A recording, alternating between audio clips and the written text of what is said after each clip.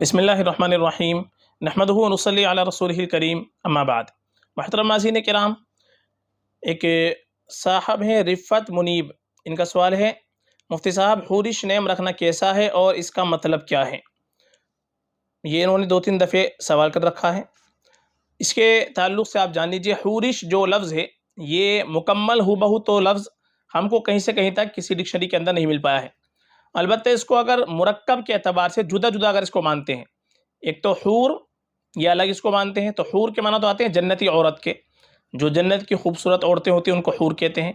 اور ایک لفظ آتا ہے فارسی کے اندر عیش، یا الف شین ملا کر کے حورش، حوریش یا حورش، تو یہ جو عیش لفظ آتا ہے الف اور شین ملا کر کے یا کے ساتھ ملا کر کے، تو اس کے معنی آتے ہیں اس کا، یہ ضمیر کے لیے استعمال ہوتا ہے۔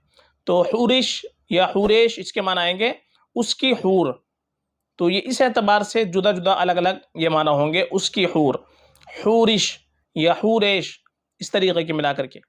تو معنی کے اعتبار سے اگر دیکھا جائے تو رکھنا چاہے تو رکھ سکتے ہیں، کوئی مسئلہ نہیں ہے حورش نام میں، لیکن معنی اس میں اچھے نہیں بنتے۔ اس کی حور یہ کوئی مطلب بہتر معنی نہیں بنتے، تو یہ نام رکھنا چاہے تو رکھ سکتے ہیں۔ زیادہ بہتر ہمارے لیے ہے کہ اپنی بچی کا ہم نام رکھیں تو صحابیات رضی اللہ عنہن اجمعین کے ناموں پر نام رکھیں، ازواج مطہرات جو گزری ہیں ان کے ناموں پر نام رکھیں، جو نیک خواتین گزری ہیں ان کے ناموں پر نام رکھیں۔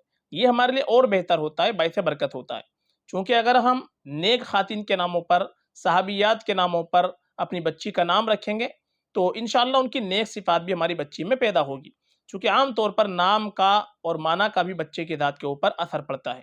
اس لیے اگر نیک نام رکھیں گے تو انشاءاللہ نیک صفات ان کی پیدا ہوگی۔